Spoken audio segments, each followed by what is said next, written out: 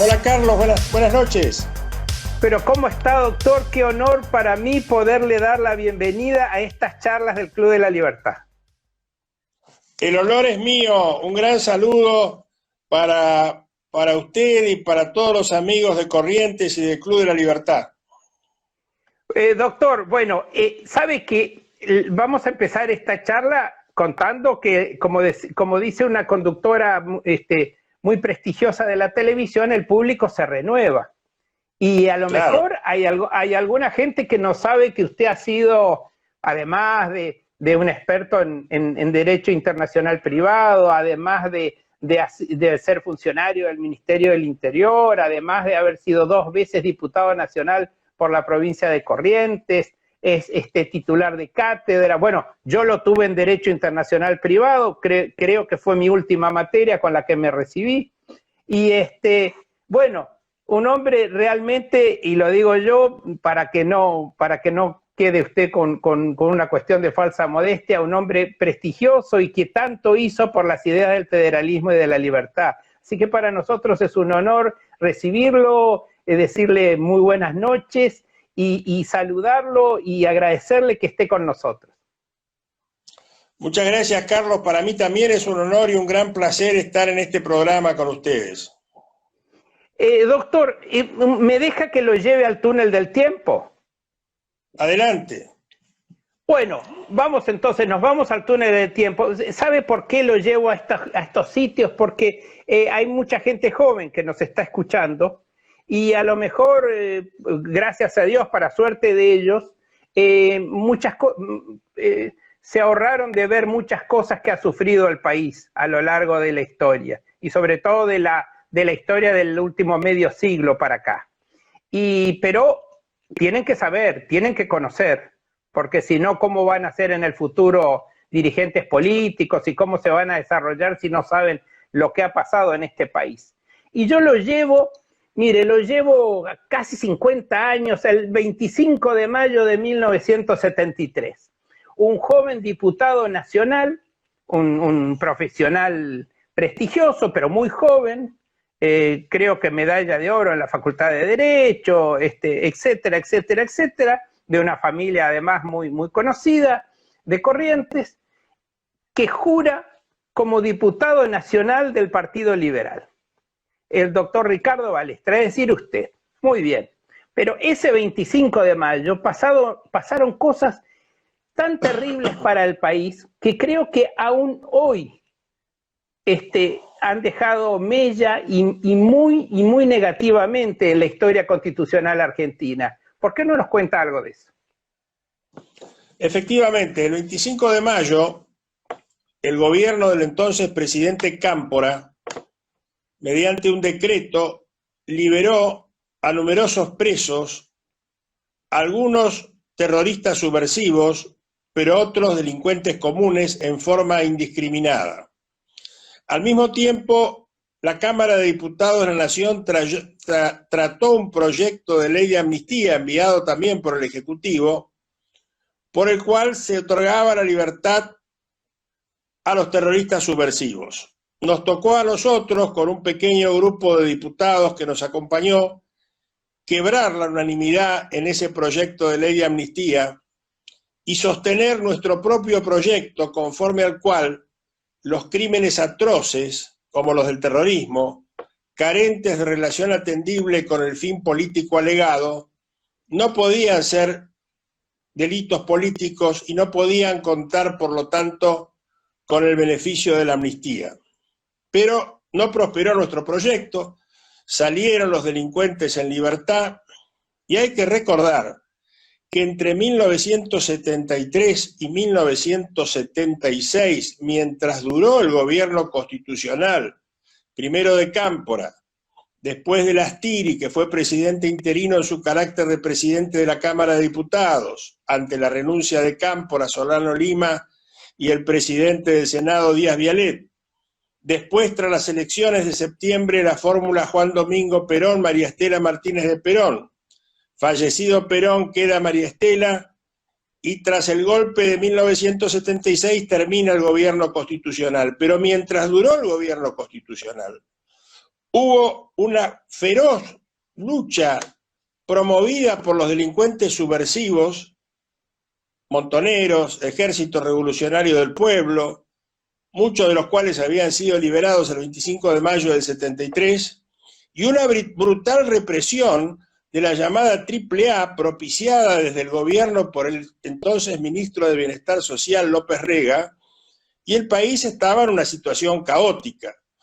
Hiperinflación, lucha terrorista y antiterrorista, caos, y nosotros entonces, con un grupo de diputados federalistas, presentamos un proyecto de juicio político que estuvo a punto de contar con los 2/3.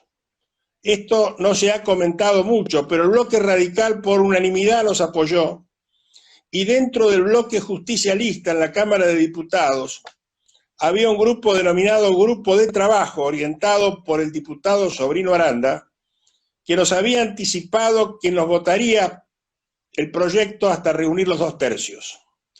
Lamentablemente, en una pequeña reunión en la que me tocó asistir, el presidente Luder, en ese momento presidente provisorio del Senado a cargo del Poder Ejecutivo, porque la señora de Perón estaba en la escochinga de licencia, manifestó que él no iba a hacer nada en contra de su partido ni en contra de la CGT.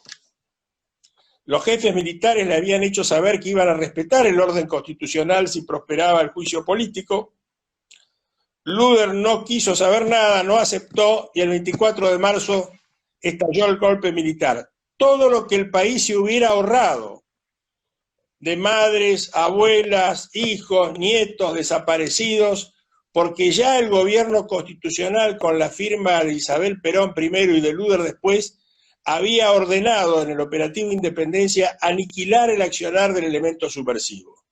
Solo que nosotros queríamos que se hiciera con la Constitución y la ley en la mano. Bueno, no prosperó nuestro proyecto y vinieron los largos años posteriores que dejaron su secuela de crímenes, de odio, de revanchismo, que hoy reivindica precisamente el kirchnerismo.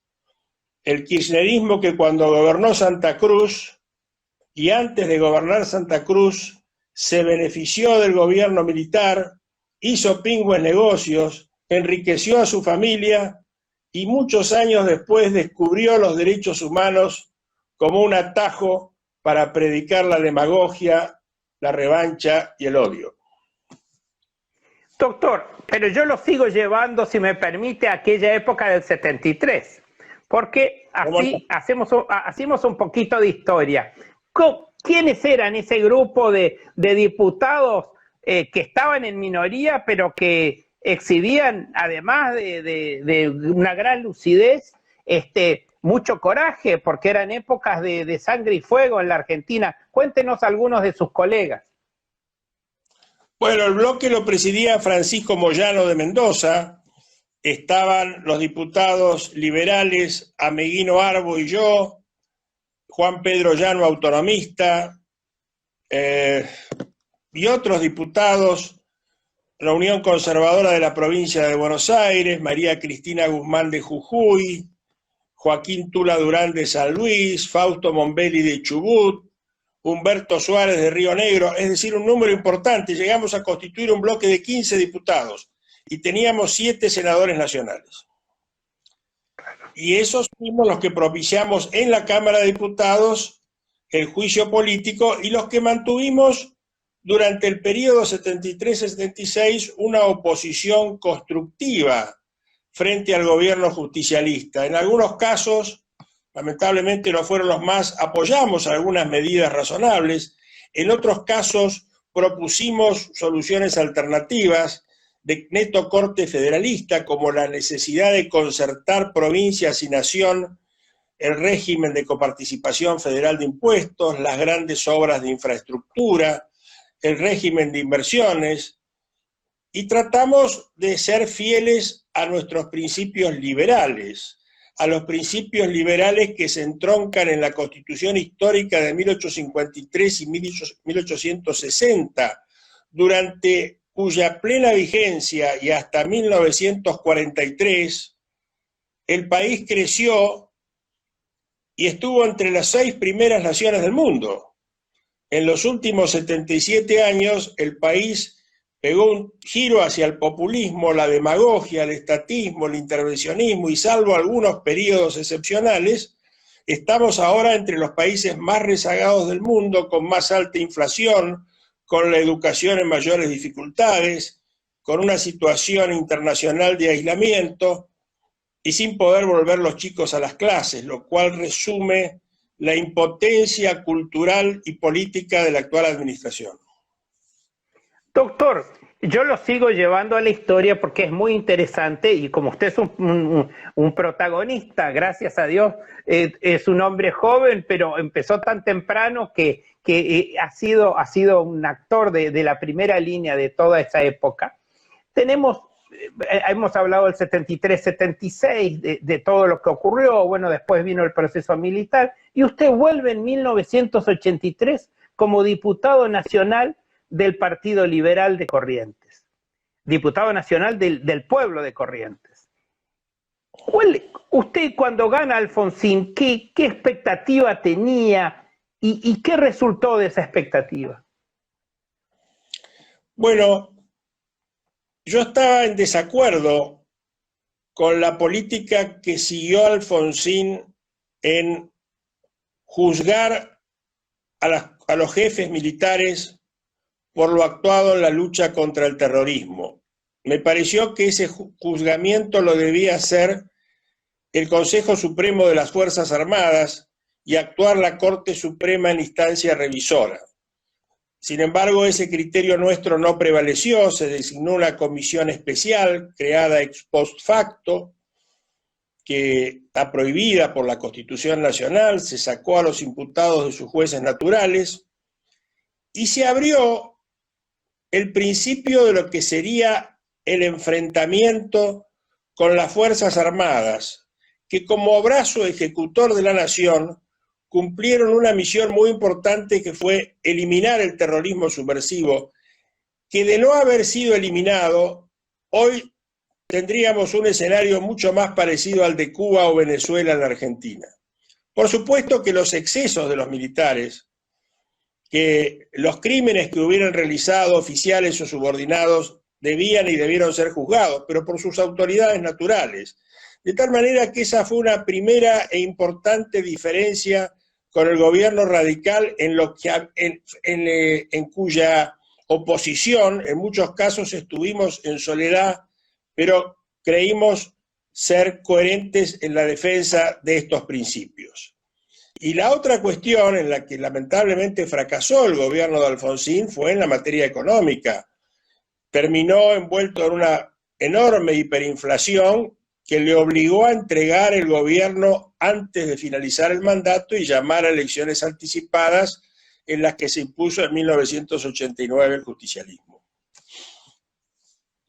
Ahora, usted de alguna manera, entonces usted nos va, y yo doy prueba de ello porque lo seguía sus pasos cuando usted estaba en ese momento en la Cámara de Diputados de la Nación y veía los movimientos de cómo se iban dando las cosas. Usted se vio lamentablemente desilusionado por el rumbo que fue tomando Alfonsín a lo largo de sus políticas durante su presidencia, ¿no? Y ahora, ese rumbo que fue tomando Alfonsín, luego dio unos cuantos provocó varios barquinazos institucionales en la Argentina. Pareciera que las instituciones de la República nunca fueron las mismas.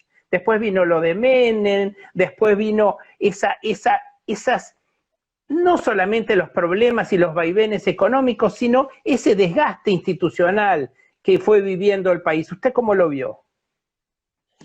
Bueno, fue el comienzo de la crisis de representatividad.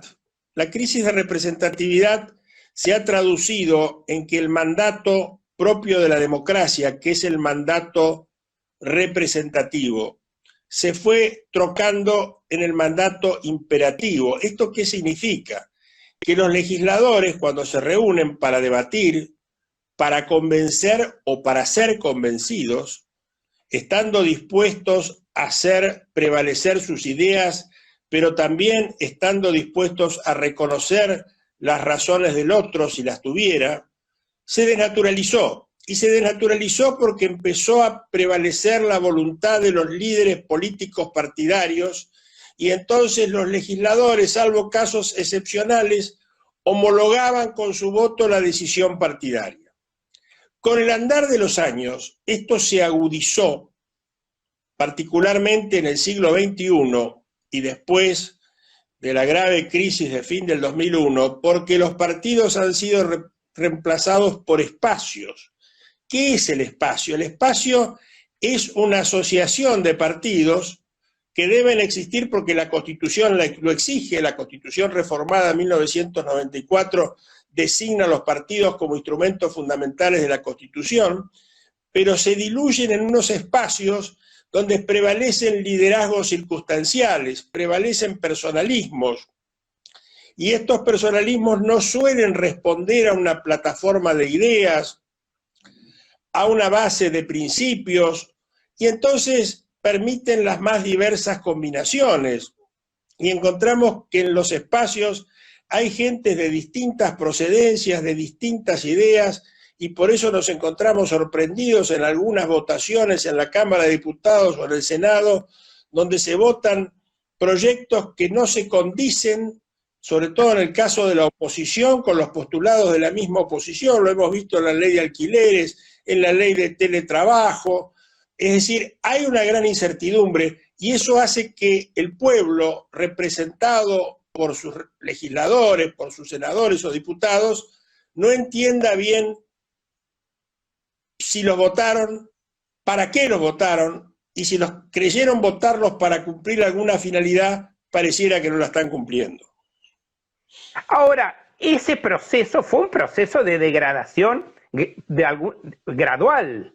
Es decir, fue como una bola de nieve que fue creciendo, creciendo, creciendo, hasta terminar en estos 12 años de kirchnerismo, y pareciera que, y yo quisiera ver su percepción sobre esto, que estos desgastes, por más que vino luego el gobierno del presidente Macri y todo, esos desgastes no alcanza a represtigiarse las instituciones. Pareciera que el desgaste es de tal gravedad que aunque venga otro partido que intente hacer las cosas un poco mejor, pareciera que no hay una represtigización, digamos, por decirlo de alguna, una toma de prestigio de esas instituciones desgastadas, ¿no? Como usted bien dijo, Carlos, hay una crisis y un deterioro institucional marcado, pero no podemos dejar de señalar que a esta crisis y a este deterioro contribuyó grandemente el delito. El delito no solo común, sino el delito contra el derecho de gentes, como es el narcotráfico, como es la corrupción. La corrupción y el narcotráfico son crímenes contemplados tanto en la Convención Interamericana como entre la Convención Europea contra la Corrupción. Tienen un formidable poder, sobre todo el narcotráfico, que lo vemos instalado en vastos sectores del Gran Buenos Aires y otros lugares del país. Los vemos en los cargamentos decomisados en nuestras fronteras del Nordeste, algunos casos en Corrientes, otros en Salta. Y el narcotráfico no puede desarrollarse sin alguna complicidad política. Y acá en la Argentina ha habido y sigue habiendo complicidad política con el crimen internacional.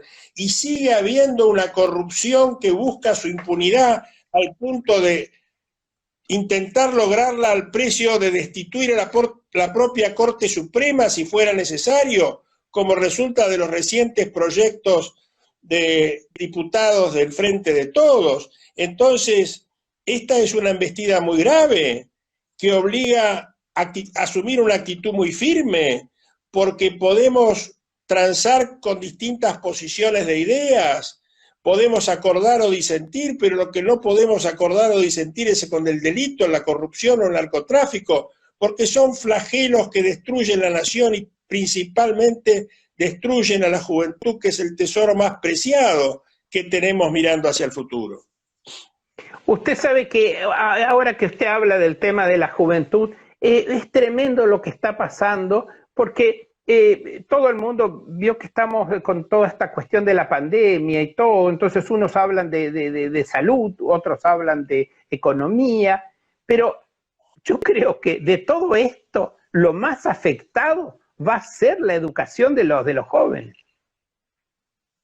Por supuesto, en nuestro ideario fundacional histórico y en nuestro ideario presente, ahora que tenemos reconstituido el Partido Demócrata Nacional, la educación en los términos históricos formulados por Sarmiento está más presente que nunca, porque esta filosofía que ha sido definida como el neopobrismo, como el aumento de la pobreza deliberado para mantener a los pobres como clientes políticos precisamente por su condición de pobres, cuyo voto se consigue a precio muy bajo con dádivas o prebendas, está en la esencia misma de nuestro deterioro.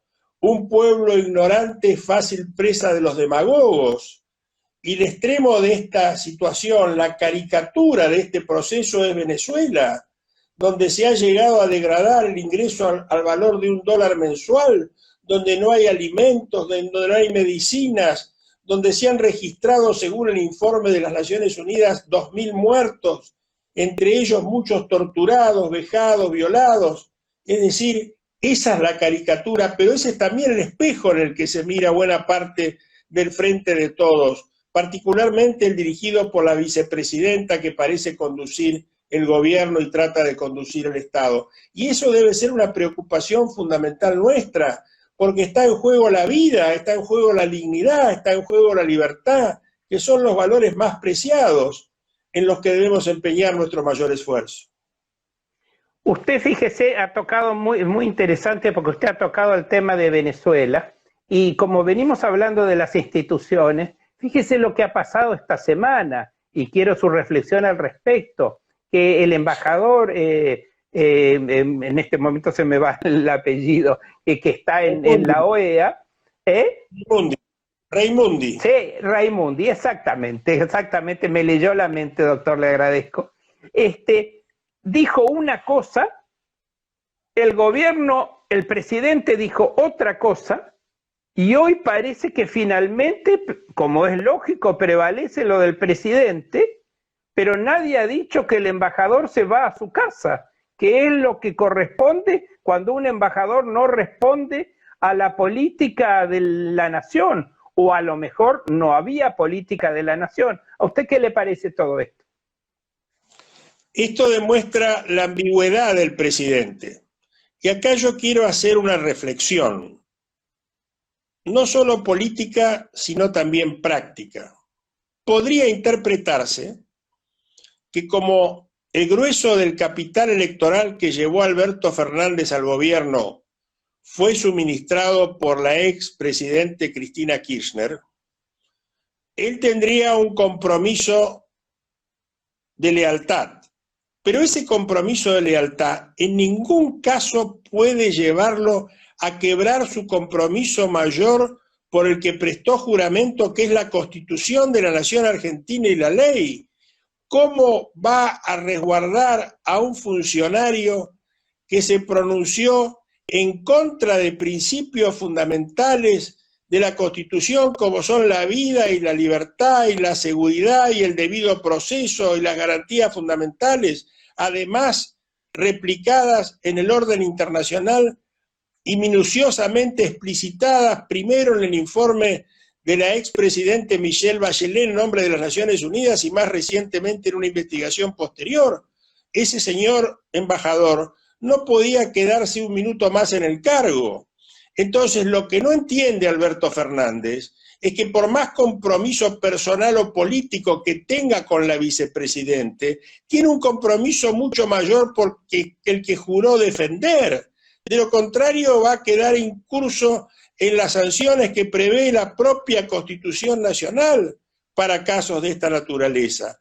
Esta disociación en el gobierno, esta alteración de las lealtades y este permisivismo para actitudes que solo protegen el crimen, el delito o la dictadura son inadmisibles.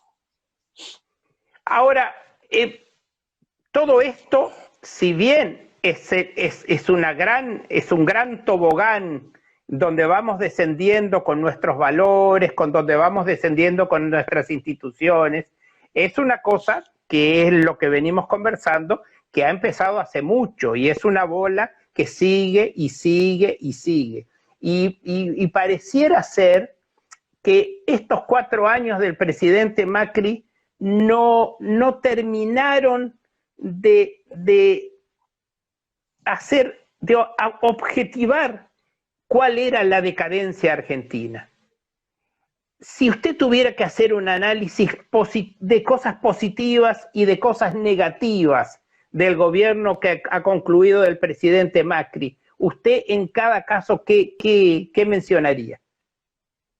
Yo creo que entre las cosas positivas está la reinserción argentina en el mundo.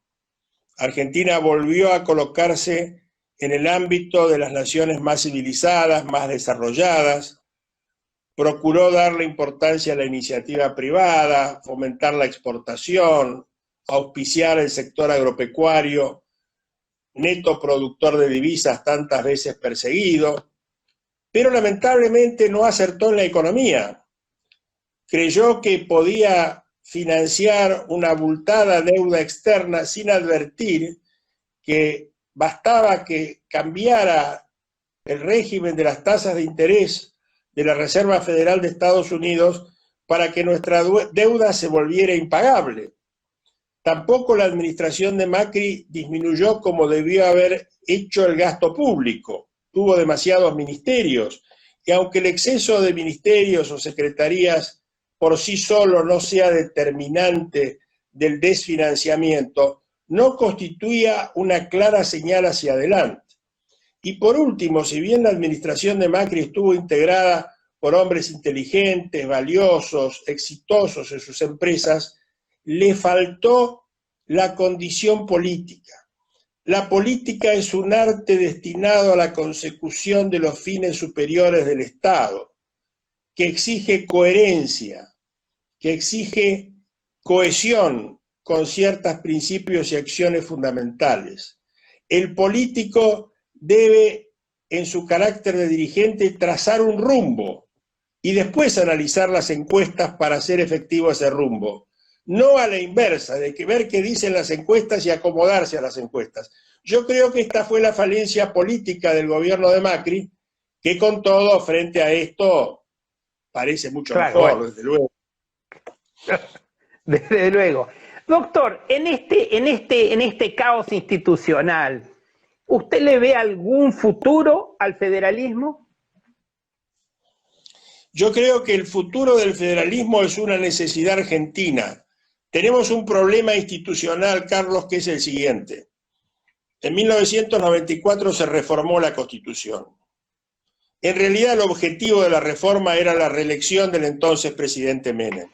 Lo demás fueron agregados, algunos de ellos improvisados, como el Consejo de la Magistratura, que hoy permite el funcionamiento político al servicio del gobierno de turno, entre otros. Pero el más grave daño, a mi juicio, que causó la reforma constitucional es haber dejado sin efecto el colegio electoral, donde se equilibraba en la elección presidencial el federalismo de las provincias chicas con las de las provincias grandes, donde facilitaba la posibilidad de negociar y acordar. Hoy la decisión electoral se toma en la capital federal y el Gran Buenos Aires, y el país se acabó, con alguna participación de provincias como Santa Fe, Córdoba y Mendoza, pero las demás son convidadas de piedra y por eso reciben las migajas de la coparticipación, por eso tienen que solicitar permanentemente el auxilio del gobierno nacional, que aviesamente les exige compromisos de respuestas políticas favorables en votaciones que le interesan, convirtiendo a las provincias en subsidiarias del favor central. Y por eso, entre otras razones, el federalismo está quebrado. Usted es un hombre que además de la actividad nacional y todo, usted está permanentemente integrado en redes muy importantes a nivel internacional. ¿No cree que en otra medida, desde luego, pero que los partidos políticos, las ideas y las instituciones también están sufriendo en el resto del mundo? Están sufriendo en el resto del mundo, Carlos, y lo que usted dice es muy correcto. Pero lo que pasa es que el resto del mundo no tiene el daño estructural que tiene la Argentina. El resto del mundo, salvo países muy aislados como puede ser Burundi o Uganda, no tienen la inflación que tiene la Argentina, que es la segunda del mundo después de Venezuela. No tienen el déficit fiscal que tiene la Argentina. Y entonces, en un estado anémico por la debilidad estructural que sufre, lacras como la falta de educación, el narcotráfico y la corrupción son mucho más graves. La posibilidad de recuperarnos es mucho más lejana. Según estadísticas económicas, hemos retrocedido al nivel de décadas atrás en la caída de nuestro Producto Bruto. Pero lo más grave, Carlos, lo más perjudicial que estamos sufriendo es que los argentinos estamos perdiendo la esperanza y eso no lo debemos perder nunca. Debemos luchar con ahínco y férrea voluntad para recuperar la esperanza y para devolver a nuestros jóvenes la creencia de que puede haber un futuro mejor. Eso es lo que justifica el resto de nuestra existencia, a eso debemos dedicar nuestros mayores esfuerzos. Fíjese usted que tanta razón tiene con lo que dice, que fíjese lo que se está planteando a nivel de la juventud. Hay dirigentes que no son capaces de presentarle a los jóvenes ninguna perspectiva de nada hacia el futuro. Entonces estamos siendo testigos de una juventud que está viendo a qué país se va. Y los padres y los abuelos de esos jóvenes ni siquiera atinan a decirle, no, acá hay un futuro, luchemos, peleemos, va por acá la cosa. Lo que usted dice, hay una cuestión de desesperanza que es gravísimo para nuestra juventud. Exactamente, hay una situación de anomia en que los padres no tienen argumentos para decirle a sus hijos que se queden. Y lo más grave es que se van los más talentosos, los más exitosos, los que no encuentran en el país las oportunidades mínimas para desarrollar sus capacidades culturales, artísticas, intelectuales o profesionales. Y ese éxodo es tanto más dañino para lo más importante que tiene un país, que es su recurso humano, la riqueza de su pueblo, el espíritu ciudadano, el afán patriótico de superación. Ese drenaje de capacidades nos causa un daño enorme y por eso es que tenemos que hacer un esfuerzo redoblado para revertir en lo político, en lo moral y posteriormente en lo económico y social esta situación tan delicada. Ahora, doctor, el político es político siempre. Yo creo que el verdadero político, el hombre que realmente está preocupado de su comunidad, de su gente, de su provincia, de su ciudad, de su nación, lo es hasta el día que se muere. Y en ese sentido, veo que usted no afloja y ahora está en el Partido Demócrata y está en la reconstrucción del Partido Demócrata. ¿Cómo va eso? ¿Por qué no nos cuenta? Bueno, el Partido Demócrata ya está en numerosos distritos, es partido nacional, está en distritos importantes, está a punto de concluir o de formar una confederación con el Partido Autonomista Nacional, otro partido histórico de la Argentina. Ambos son descendientes de los tiempos de la organización, del viejo Partido Autonomista Nacional de Julio Argentino Roca y de Carlos Pellegrini. Y nosotros entendemos que hay una gran tarea que se inició con la organización nacional, que se acentuó en la generación del 80 y que hasta los primeros años de la década del 40, como decíamos al principio, colocó a Argentina entre los 6 primeros países del mundo. Luego vinieron los devaneos, la demagogia, el populismo, los golpes militares, las interrupciones del orden constitucional, y hoy estamos desconcertados, desunidos, enfrentados, y necesitamos volver al paradigma de la Constitución, que era precisamente y sigue siendo constituir la Unión Nacional, para después afianzar la justicia y asegurar los beneficios de la libertad. Pero para esto necesitamos fijar pautas, establecer rumbos, sostener criterios morales y convocar con autoridad al resto de la población. Y en este sentido hay que tener claro que la autoridad solo surge del ejemplo, nunca de la fuerza, jamás de la coacción, surge del ejemplo de aquellos que pueden exhibir su vida como un rumbo certero, como una lucha coherente en defensa de los ideales y sobre todo ahora que se está advirtiendo cómo las fórmulas antagónicas a la de la libertad, la justicia y la unión nacional se ven fracasadas. Ahora, doctor, eso está, en eso por supuesto estamos todos de acuerdo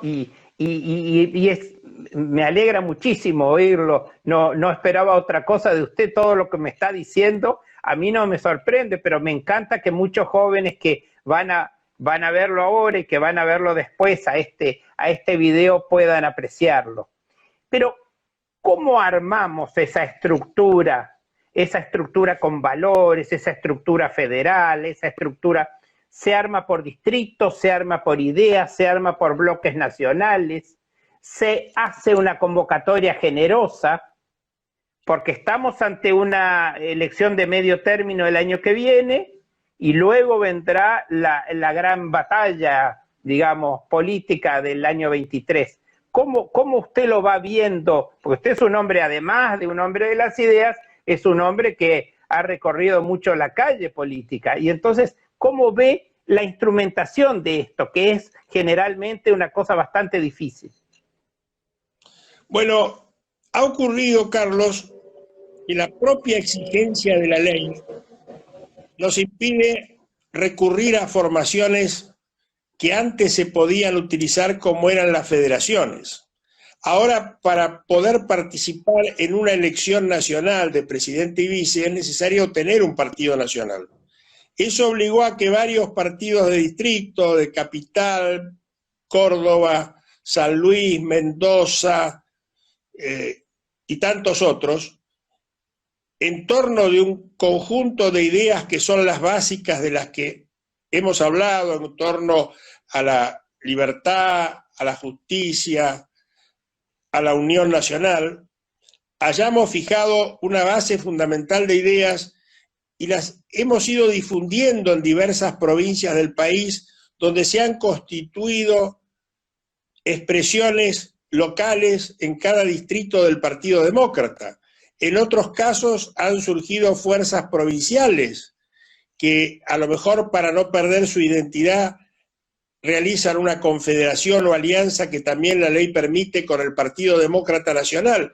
Pero el Partido Demócrata tiene que ser el eje, como puede serle también el Partido Autonomista, de esta futura confederación y alianza que señale principios de los que no se aparte y por lo tanto pueda convocar a las poblaciones de las provincias del norte al sur, del oeste al este del país, con un proyecto coherente y con la conciencia de que hay un gran sector de la población que hoy reivindica desde los más jóvenes hasta los mayores la necesidad de la libertad, la obligación de la certeza, el principio de la autoridad, la fórmula de la coherencia y un sentido abnegado para entender a la política como un arte noble y no una actividad menor de intereses partidarios o sectoriales.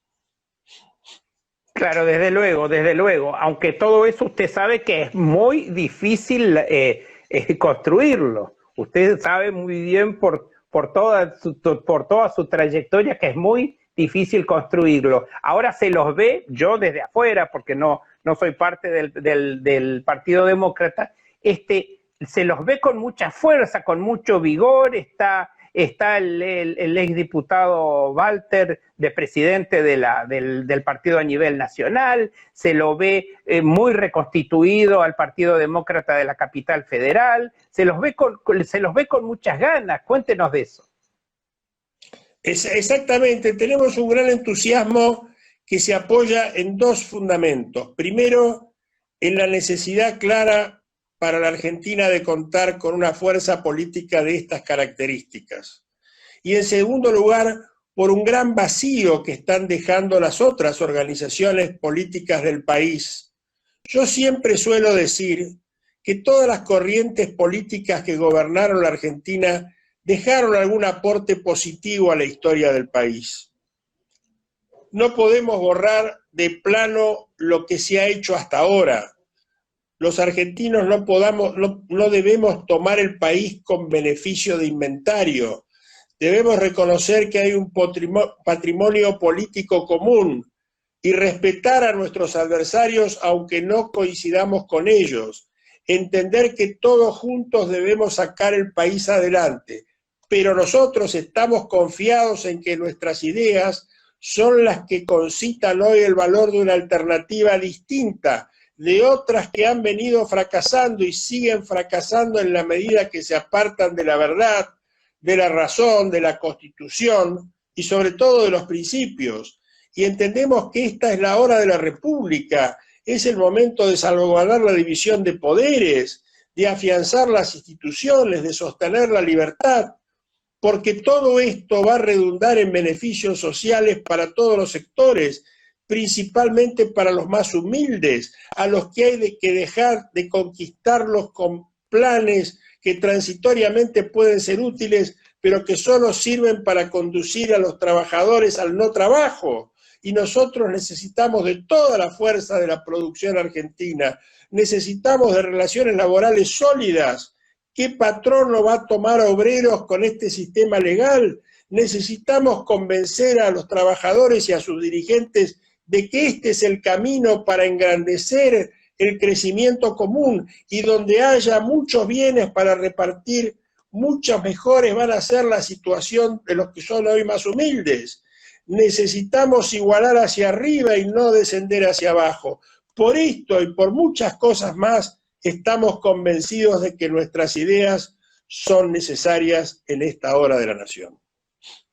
Doctor Ricardo Balestra, fue un placer para mí en particular y para el Club de la Libertad haberlo tenido en esta noche de martes. Y bueno, y esperemos que no sea la última oportunidad de contar con una figura tan prestigiosa como usted. Así que le agradecemos mucho su intervención. Carlos, para mí ha sido un gran placer encontrarlo después de tanto tiempo. Veo que usted está firme en la senda tan importante del cuarto poder que es el periodismo, sin cuyo periodismo libre y la libertad de expresión no hay democracia que sirva. Y yo estoy a su disposición y del Club de la Libertad todas las veces en que pueda servirles. Le mando un gran abrazo. Un abrazo a usted, doctor, y que esté muy bien y adelante, con fuerza.